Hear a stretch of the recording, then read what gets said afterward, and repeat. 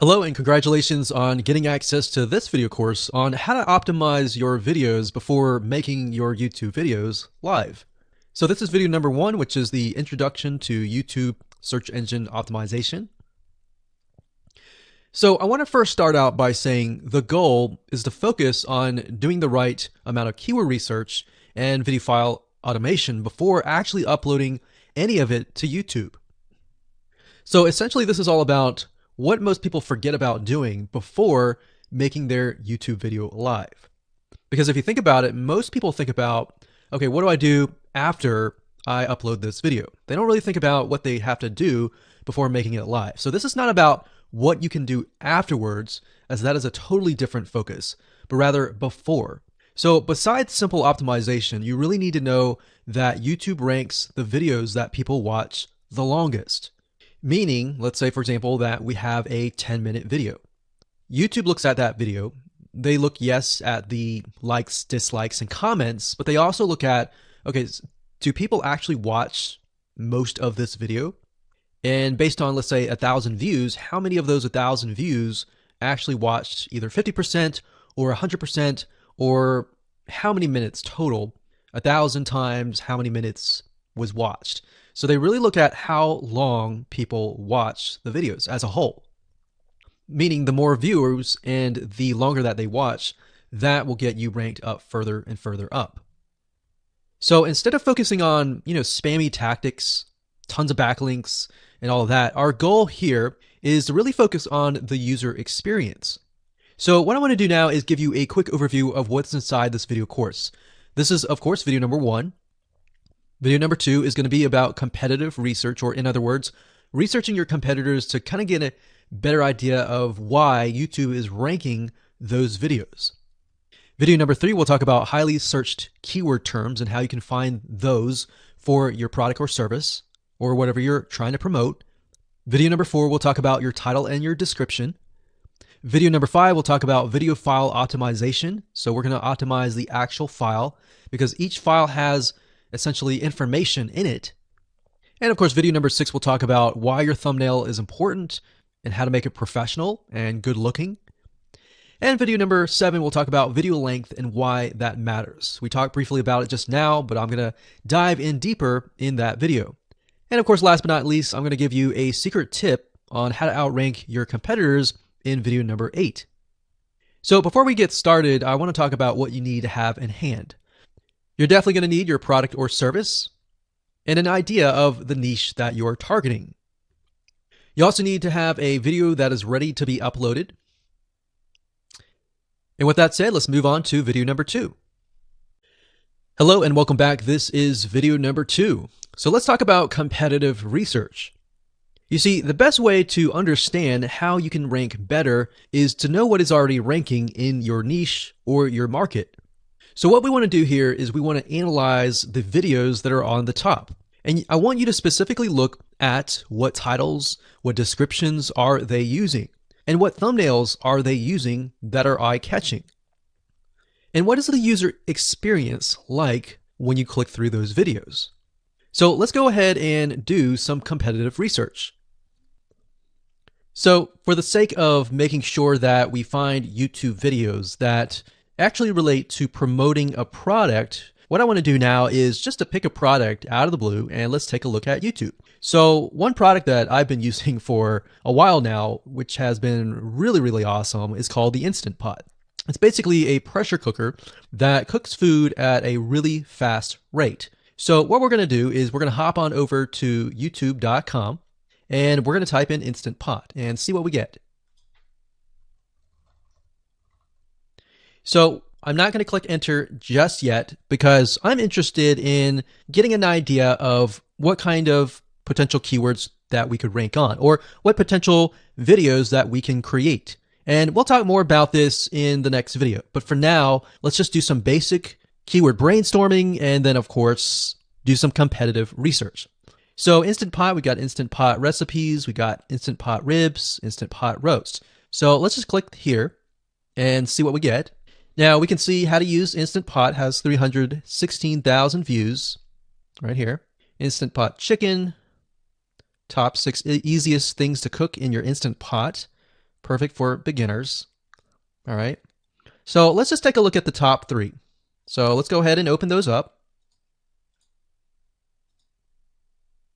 And let's analyze them. So the first one is this one here. And let's pause the video. We'll skip the ad. All right.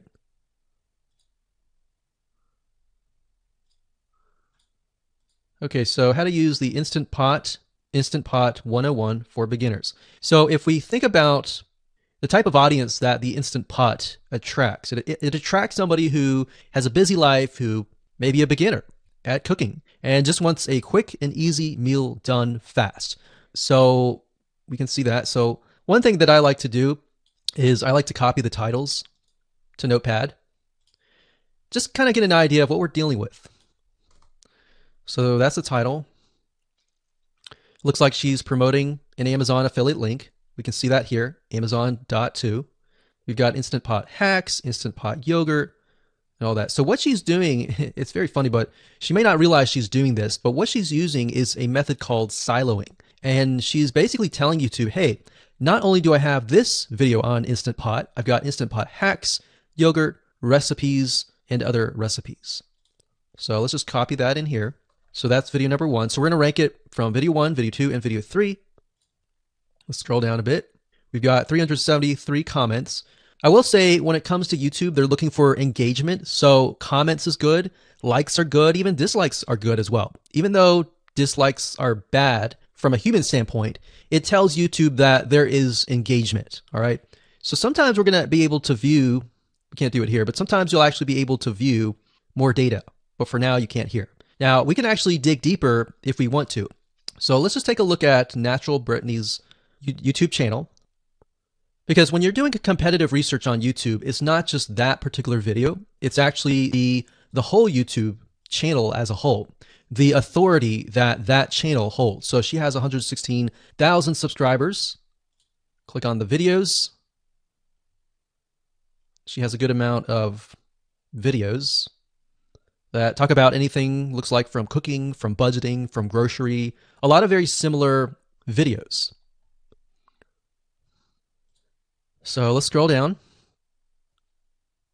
And now let's go ahead and take a look at the second highest ranking video. So if we go back over to here, and this is the Instant Pot Chicken Cook With Me, meal planning, meal prepping, Sunday setup.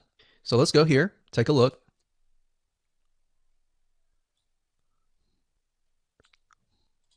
Okay, let's see here. So it's a 20-minute video, all right? And it has 658 likes, 5,000 views. If we take a look at this video here, this has 320,000 views and 7,000 likes. Now, notice how it says 13 minutes here, and notice how it says 20 minutes here. We'll go back to this later on. All right, so we'll talk more about why a certain amount of time of your video is important, why the timing is important. And why is it that this lady has only 5,000 views, whereas the other lady has 300,000, and this lady is ranked right below that lady? All right. So why is that important? And why does that correlate to the time? So we'll talk more about that later on. But for now, let's just do competitive research. We're not trying to figure things out right now and go from there. So if we take a look at the description, it says cook with me as I try a new recipe with Instant Pot. So the description contains the keyword Sunday setup. Looks like she's got some Amazon links. And if we think about Instant Pot, who could it be targeting? All right, so this lady calls out people who are trying to prep on Sunday. So if we can get an idea of who it's targeting mothers, it's targeting people who are busy, who maybe only have time on Sundays to set things up. And chicken is a common thing, so maybe she's getting a lot of clicks. We don't know exactly, but we know that the headline and the description work together and getting clicks. All right, back over here. This is the third one. So let's take a look at this one. So this one is 8 minutes, but it has a lot more views than those other 2 videos, but it's shorter. It's shorter, but it has longer amount of views, and it's third. It's got 11,000 likes and 633 dislikes. If we scroll down, we can see that it has more comments than the first one. So why is it that the first one is number 1 and this one is the third one and it has more views and more comments? Well, we don't know exactly why, but I have a hunch as to why that is, which we'll talk more about ranking and what Google and YouTube is looking for later down the road. So that's that. Let's just copy that title. And I'm going to go ahead and pause this video and we'll copy and paste that information to the notepad. Okay, so I went ahead and copy and paste the information. So this is video 1, this is video 2, and this is video 3 down below. So let me make this bigger. So we have this information. So as we're kind of analyzing the competitor, we want to save this for later, but can you kind of see a similarity here? So this is calling out the target audience. This is calling out the people who are busy essentially. And top 6 ways, top X ways, top certain number ways is always a good title. So perfect for beginners. So if you can imagine, we already see that this title has beginners. This one's calling out perfect for beginners. And this one essentially is calling out people who are busy. So it's a target audience. So that's key. So having this in hand gives you a better idea on what potential titles and descriptions that you can have. Now you can do some deeper dive competitive research using specific tools. And one specific tool is called Social Blade. So that's socialblade.com, as you can see here.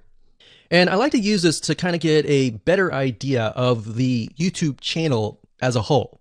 Because what you're trying to figure out is, did this person rank because their channel as a whole has a lot of traffic? Or did this person rank simply because of the titles and the description?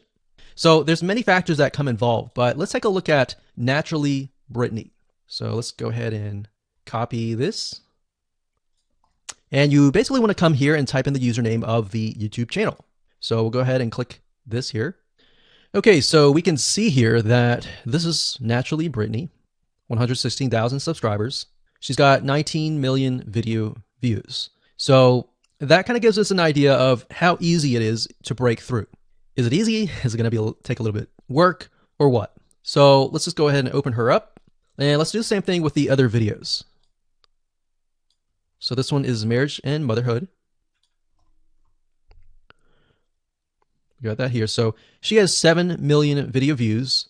So it's about half of what we saw earlier. And this one is called Six Sisters Stuff. And this one has about 9 million video views. So right off the bat, we can see that if we were to rank on the keyword Instant Pot, it's going to take a lot to break through. But the way we can break through is by using essentially subcategories of that keyword.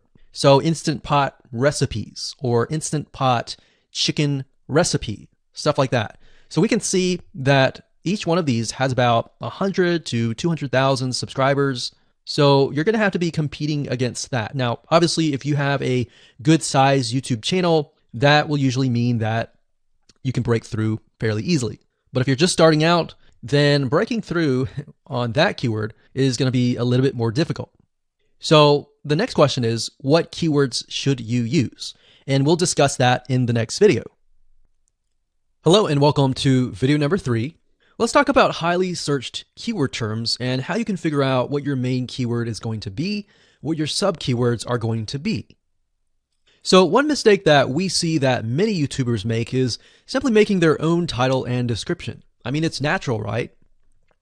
But instead of deciding what you think will work, why not use what is already working and do some simple keyword research that's not going to take a lot of time, and this way you'll be able to have the right information that will help you rank on the right keywords. Now, the big question is, well, how do I find these keywords? So the best way to find highly searched keyword terms is to look at the Google suggested keywords. And they are suggested for one reason, because they are used a lot.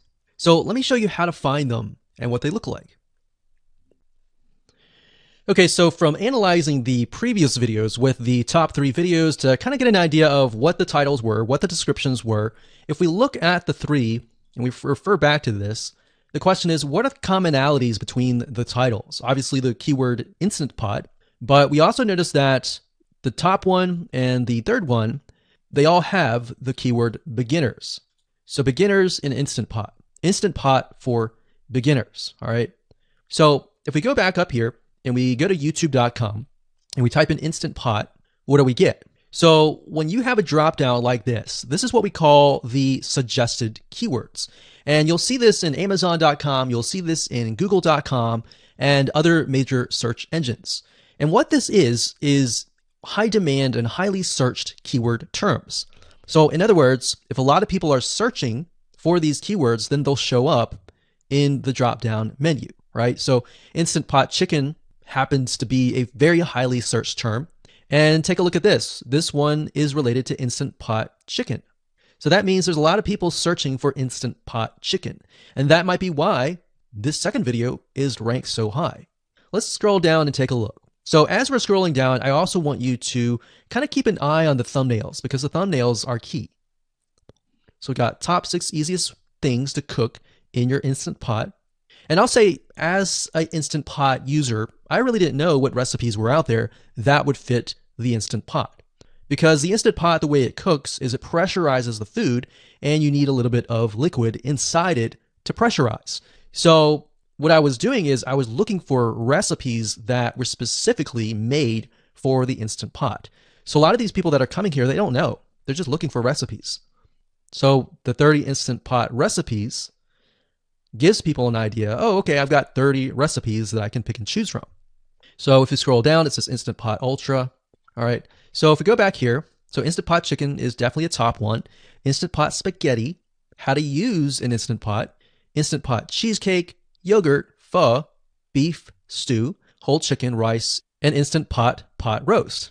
So these are highly searched keywords. Now let's hop over to Google and see what we get. Do we get the same thing? Do we get something different? So if you go to Google and you type in the same thing, Instant Pot, we can see that we've got Instant Pot recipes, Instant Pot chicken.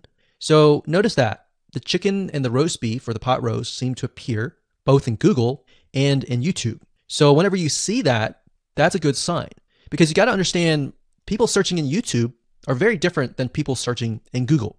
They don't show the exact same thing. But if they do, that gives you an idea that if you rank on that term, that you will be able to get traffic from Google and YouTube. Okay, so let's go back here.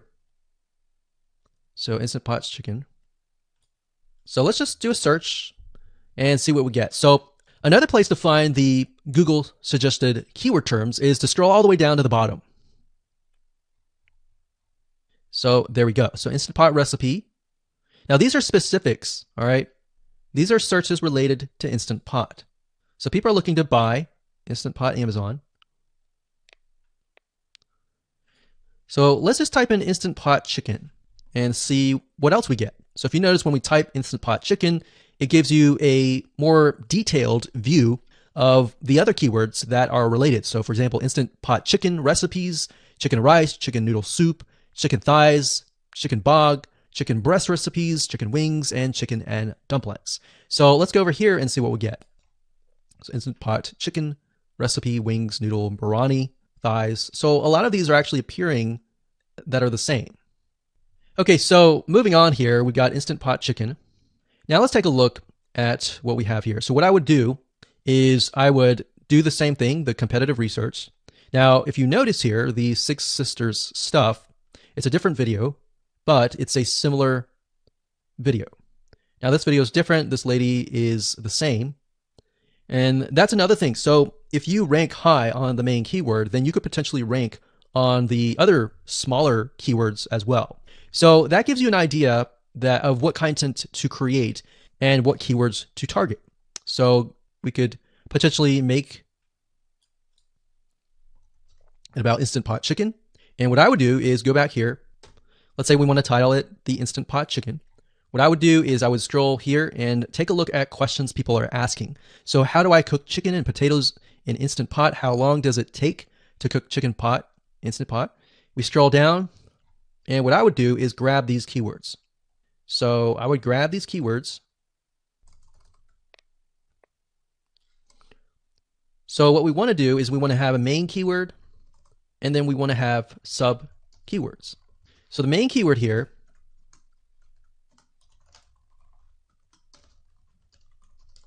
would be Instant Pot Chicken. And then the other ones would be Instant Pot Chicken and potatoes and all the rest here. So having these in hand will give you a better idea on how to go about creating your titles and your descriptions so that you can target specific keywords and that you're not like any other YouTuber who is simply making up titles and descriptions just out of your head. So this way you can be strategic and rank effectively. Hello and welcome to video number 4. In this video, we're going to talk about your title and your description. So let's take what you have gathered in the previous video and let me show you how to properly create your titles and descriptions. So when it comes to creating titles and descriptions, we simply need to do what we did in the previous videos, which was the competitive research. And as you can see here, we have the videos 1, 2, and 3, the top number 1, number 2, and number 3. And of course, we have the main keywords. So we have this main keyword here. So that's definitely going to be in the title. And then of course, if you noticed, the target audience was beginners. So essentially what you're noticing here is that people are calling out the audience. And then of course, they have the keyword in the title itself. And then of course, you want to make sure that title, main keyword, and target audience is also going to be in your description. Now, what I like to do is I like to go look at magazines in that niche. It doesn't necessarily have to be exactly, in this case, Instant Pot, but it needs to be somewhat of that genre. Now, one thing that I noticed was when we took a look at the Instant Pot chicken, you could write out something like top 6 easiest things. So instead of things, you could say chicken recipes or pot roast recipes to cook in your Instant Pot. Or you could say something like Instant Pot chicken dash top 6 easy recipes, or you could use a number. People like numbers, especially knowing that somebody gets an Instant Pot for the sake of saving time. You could say top 6 easy chicken recipes that take less than 30 minutes. Now, obviously that's a little bit long, so let's head on over to Google here. So like I said, I like to use magazines. Magazines do a great job in creating titles. So as you can see here, I typed in Instant Pot magazine. And to the right, you'll notice that there's Instant Pot all-time recipes. So let's just go ahead and open that in a brand new window, like so. So it looks like we have to pay, but let's just go ahead and click the free sample. So we can see Instant Pot's all-time best recipes. So you could do something like all-time best chicken recipes, or Instant Pot dash all-time best chicken recipes, or all-time best chicken Instant Pot recipes. So obviously here we're not going to copy word for word because that's plagiarism, but we're going to use something different. We're going to tweak it around. What we're looking here is for headlines. So let's go back here. So it says everyday Instant Pot, 115 delicious, family-friendly pressure cooker. So you can say everyday Instant Pot, 6 delicious family pressure cooker recipes. So everyday Instant Pot chicken, as long as the word Instant Pot chicken is in there. So we got 66 Instant Pot recipes that put your pressure cooker to work. So we could say something like 6 Instant Pot chicken recipes that take less than 15 minutes. And yes, believe it or not, Instant Pot can literally cook something like a pot roast within less than an hour, or sometimes half an hour. Because it's a pressure cooker, it cooks a lot faster. So that's what I like to do, is I like to take a look at magazines. So it doesn't necessarily have to be Instant Pot in this example. It can be another food magazine. So essentially that's how to create the titles. As far as the description goes, if you take a look at what they've written here, the first one that's ranking really well, as you can see here, we've got Instant Pot 101 for beginners. So you'll notice that they are trying to target the keyword Instant Pot 101 for beginners. So they've stated that in the title, and they've also put it in the description. So it says everything you need to know about how to use the Instant Pot in a beginner Instant Pot recipe. So notice that they use the keyword beginner Instant Pot twice. And then of course they got Instant Pot hacks, Instant Pot yogurt. And what they're essentially doing here is they're linking to other related videos. Now, Google's smart enough and YouTube's smart enough to have an algorithm to read the description and think, okay, they've got other videos that they've created that are related to Instant Pot. this video must be good, or this channel must have a lot of relevant information. So we're going to rank it a little bit higher because it's going to give people what they want to see. So now we look down here, it says Instant Pot Chicken. So this is the lady who is ranking really high on Instant Pot, but also Instant Pot Chicken. So it says cook with me as I try a new recipe with my Instant Pot. So we can see the keyword Instant Pot here. And as you can see, the description is really written for the user, but it contains the keywords that are necessary. So you don't need to write something like Instant Pot Chicken or something that's just a bunch of garbled information. You want to make sure that the title and the description attract people first and foremost, and then embed the keywords within. So the third one, we got top 6 easiest things to cook in your Instant Pot, perfect for beginners. So it says, today I'm sharing with you the 6 easiest things to cook in your Instant Pot. So you can see here, the title is here, but the title is also in the description. It says, now these are perfect if you are just starting out or even had the Instant Pot for a while. So you can see the keywords that are embedded, but it's really written for the user. And that's the way it should be, because the title and the description will actually show up in the YouTube search engine, as you can see here. So we've got the title, we've got the description. So we want to make sure that the first sentence in your description is catchy as well. Hello and welcome to video number 5. Let's talk about video file optimization. Did you know that all files contain data that tells YouTube what your video could be about? Let me show you. Okay, so the way that YouTube gets an idea of what your video is about is by transcribing it. And for the most part, it can usually figure out what your video is all about if you have voice and speaking in it. Now, you can go one step further by adding what we call video file metadata. It's very similar to a website metadata. So for example, if you right-click on any website and you click on View Page Source, up at the top, you're going to see a lot of what we call metadata. So right here, we can see the name, the title, the description, and all that information. So what that does is it tells Google essentially what your website is all about. So very, very similar in this case of what we're doing here. So what we're doing here is we are taking the video file that you have created and embedding it with more information. So besides the title and description, YouTube will be able to read the metadata inside of your video. So it'll make a little bit more sense when I show it to you. Now, it's really hard to find software out there that allows you to embed metadata, except for a few. So one of them is called Video Converter by Wondershare, and that is videoconverter.wondershare.com. That's videoconverter.wondershare.com.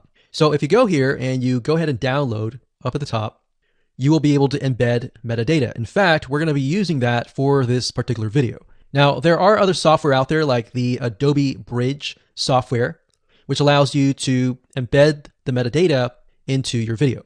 Now, the reason why I'm using Wondershare is because I feel like it's a lot easier to use. So if you go ahead and download this, we're going to open this here. And what I did was I clicked Add Files, and I chose the file. Now, there's a lot of things that you can change about the video, but what we're particularly interested in is this icon right here. So click this icon, or letter I here, and you're going to see that it says name, language, episode name, actors, directors, screenwriter, tagline, and description, and comments. So what I recommend is you try to complete this as much as you can. So episode name, actors, so that would be whoever is in the video, the director, the screenwriter, which could be you, and then the tagline.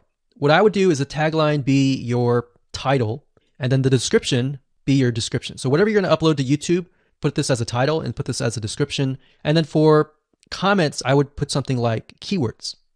And all you have to do is click save, convert it, and done. That's the reason why we're using Video Converter, because it's just so much easier. With Adobe Bridge, it's easy too, but there's a lot of more options and very easy to get confused. So once you're done with that, you save the video, your video has the metadata inside of it, and all you have to do is simply upload it to YouTube, and that's it. Hello and welcome back. This is video number 6. Let's talk about your thumbnail and why that is important. You see, since our goal is to get more clicks or more views to your YouTube video, we have to rely on attracting viewers. So if you think about it, the thumbnail is the first thing people see as they are scanning to find what interests them the most. So in other words, if you think about it, if you go to youtube.com and you type in a keyword, you're going to see all the results with thumbnails, the titles, the descriptions, and all of that. So that's the first thing that they see. So let's discuss what your thumbnail should contain and what's working in your market and how to figure that out. So when it comes to having a thumbnail, you want to make sure that it is eye-catching, meaning it shows somebody what they want. So if Instant Pot Chicken is your main keyword, you want to make sure that your thumbnail has something in it that entices them. So it's good to have the keyword or the title in it. So you can see right now the way YouTube works is they have an initial title or an initial thumbnail, and then after that, you can see motion. So if I put my mouse over it, you can actually see part of the video, which makes it a lot more engaging. So as we scroll down, the initial thumbnail that this woman uses is the Instant Pot. And then this one here, it says Instant Pot recipes. So Instant Pot. So we can see the ones at the top definitely have the Instant Pot in it, or a word that's chicken, or a picture that has chicken in it. So it fits the keyword. Now, if you're not a professional, thumbnail artist or anything like that, there are different sites that you can use to get these created. Now, bear in mind that you never want to use a thumbnail that is clickbaity or that lies to somebody, because if they click on it and then the video is nothing like the thumbnail, then guess what? You might get tons and tons of clicks and perhaps views, but you're not going to get people watching your video, which is very, very important, which we'll discuss in the future videos. But for now, there are different elements that you need. So what I recommend is you go to a site called creativemarket.com. That's creativemarket.com. There are other sites like graphicriver.net, but over time, we've realized Creative Market has a lot of really good designs. So what we can do here is in the search box, we're going to type in YouTube thumbnail. And we're looking specifically for templates that we can use for the thumbnail. So it says YouTube thumbnail pack. Let's go ahead and open that. There's one here. There are end cards, but that's a little bit different. That basically comes at the very end of your video. So we got urban thumbnails, different types of thumbnails. But the reason why I like Creative Market is buying templates for specifically YouTube thumbnails is going to make your life a lot more easier, especially if you can make it professional. The more professional it looks, the more professional your viewers will click through. So if we click on this, we can kind of get an idea of what we're dealing with.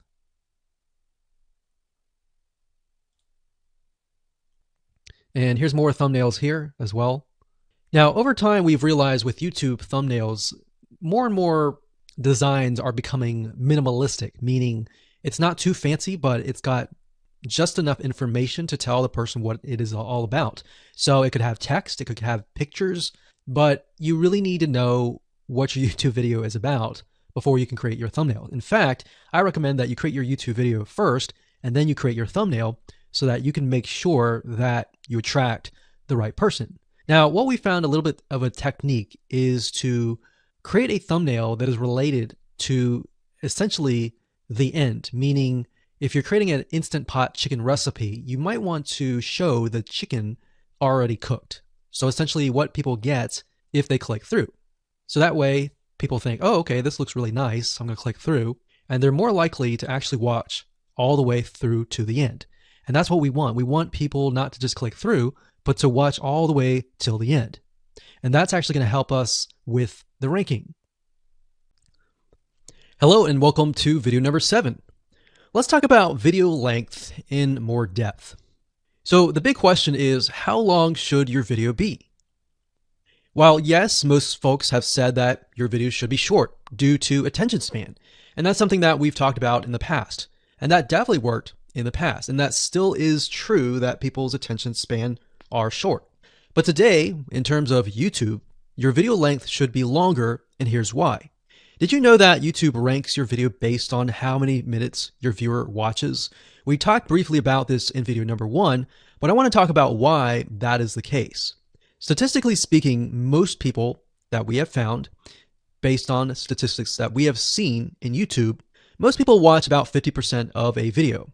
Even the people that are interested in a video, they watch 50% of a video. So if that, in this case, is a 5-minute video, an average viewer is only going to watch about 2.5 minutes. Now, here's why that is important. If you're competing against someone who has a 30-minute video and their viewers watch 15 minutes, which is about 50%, well, guess what? Even if they can have less viewers than you, they're going to beat you because they have a longer video. So if you got the 2.5, they've got the 15 minutes, they can send less people and still beat you.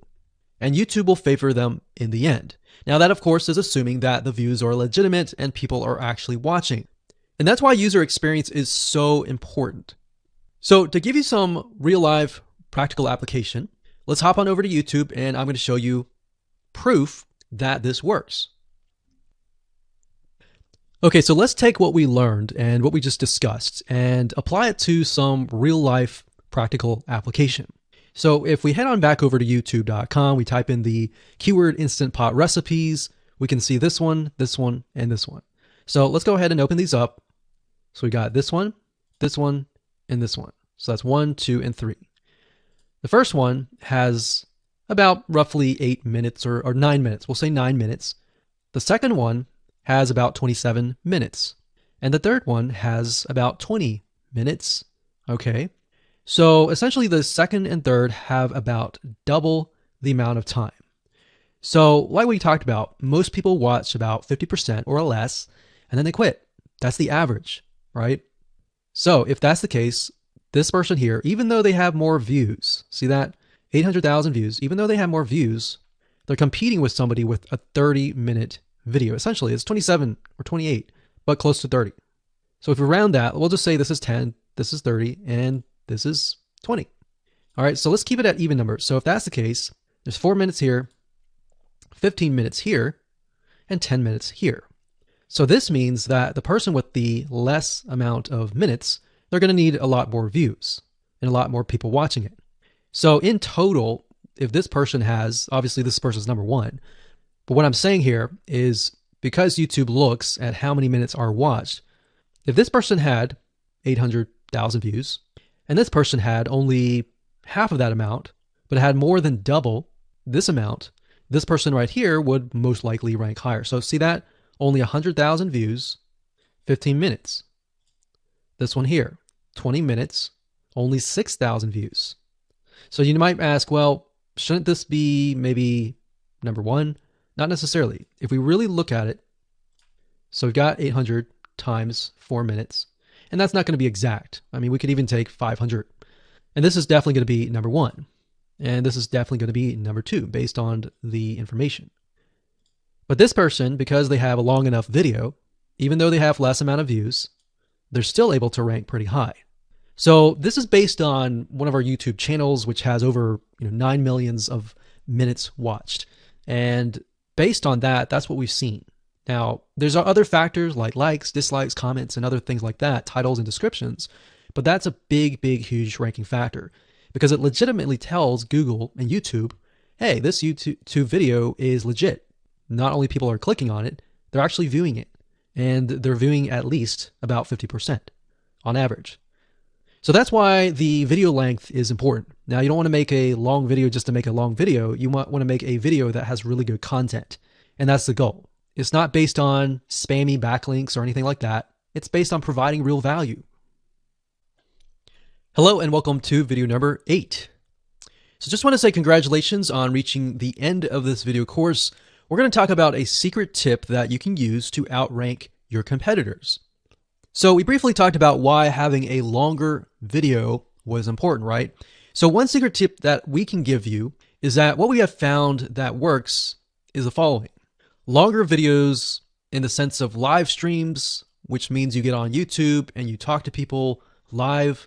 You have webinar replays and videos where people expect them to be longer. So in other words, people are expecting these to be longer. If you make a normal video that people expect to be 5 minutes and you make it an hour, then you're not really going to hit that 50%. But when you have a live stream or a webinar replay, usually people typically expect it to be at least 1 hour.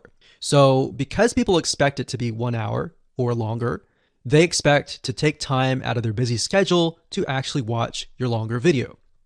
And what we found is these work really well compared to the average video. So let's discuss what you need to do in terms of software or even web applications that you need to create live streams and webinar replays. So in order to create a YouTube live stream, you're going to need to have a broadcasting software. There are many. You can go to YouTube and type in live stream, how to set it up, and there's a lot of videos on that. But this is one particular one that we have used and that has worked really, really well for us. It's called Open Broadcaster Software, and it's free, best of all. And that is located at obsproject.com. So as you can see here, there is versions for Windows, Mac, and Linux. So it's simply as easy as downloading and you can start streaming. So the reason why you need the software is basically what it does is it connects to the YouTube live stream system. And when you're ready, you click record and you're good to go. Now, I'm not going to go in depth on how to use this product just simply because there are so many different options and so many different ways of using it. Now, like I said, the tip is when outranking your competitors to have longer views, this is good for kind of a face-to-face talking head type long video. Now, if you want to use a camera, you can do that. If you want to do something like screen capture, meaning you're going to show your screen, then you're going to want to use something like GoToWebinar. And you can go to gotomeeting.com/webinar to do that. Another tool that we have used, which as of now, it is free, and who knows, it could change. So GoToWebinar does cost money, but it's a nice way to kind of engage with people. So this is the route that I would go if you are engaging with people. If you're not engaging with people and you're simply doing screen capture, there is a tool called Use Loom. Let me show it to you. So useloom.com. Loom is essentially a Chrome plugin, and what it does is it allows you to record your screen. It's super easy to use. In fact, it's super, super fast. It's so fast that you can literally start recording, and within seconds when you're done, you'll have the video in hand. And you can download the actual video file to your computer really fast. So those are the three options that I would go to, and really depends on the avenue that you want to take. So like I said, create a longer video, but just don't create any content. Make sure that the content is valuable because you want to make sure that people watch all the way through, or if not, watch at least 50%.